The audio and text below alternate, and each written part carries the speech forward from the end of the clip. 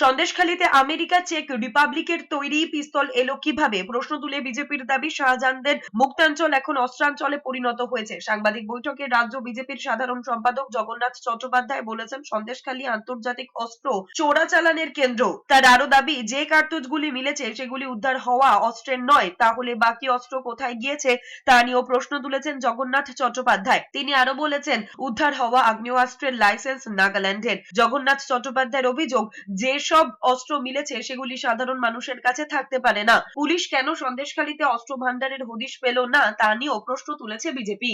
অস্ত্র যা পাওয়া গেছে, অর্থাৎ যে 9টি রিভলভার বা পিস্তল পাওয়া গেছে, আর অ্যামিউনিশন গুলো কিন্তু সেই রিভলভার বা পিস্তলের ব্যবহার্য গুলি বা কার্টিজ নয়। যে গোলাগুলি পাওয়া গেল বা কার্টিজ গুলি পাওয়া গেল, সেই কার্টিজ গুলির জন্য ব্যবহার্য পিস্তল বা রিভলভার বা রাইফেল সন্দেশখালীতে রয়েছে, যেগুলি উদ্ধার হয়নি। গত 13 বছরে মমতা বন্দ্যোপাধ্যায়ের শাসনকালে এই ধরনের শাহজাহানদের মুক্তাঞ্চল আসলে অস্ত্রাঞ্চলে পরিণত হয়েছে।